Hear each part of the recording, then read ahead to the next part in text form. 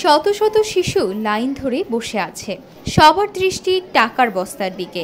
বস্তা বস্তা টাকা এনে ঢালা হচ্ছে তাদের সামনে। টাকার স্তূপ জমেছে সবার সামনে। টাকায় হাত স্পর্শ করতেই সবার মুখে যেন আনন্দের হাসি। এমনই দৃশ্য দেখা গিয়েছে কিশোরগঞ্জের ঐতিহাসিক পাগলা মসজিদে।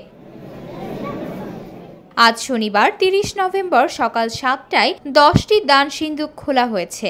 এতে ২৯ বস্তা ভর্তি টাকা মিলেছে। এবার ৩ মাস ১৪ দিন পর খোলা হলো সিন্দুক। মসজিদের সাথেই রয়েছে মাদ্রাসা। এখানকার শিক্ষার্থীদের টাকা গণনার জন্য সহযোগিতা নেওয়া হয়েছে। বড়দের সাথে শতাধিক শিশুরাও গণনার কাজে অংশ নিয়েছে। আনন্দ নিয়ে হাসি মুখে সবাই টাকা গণনার কাজ করে যাচ্ছে।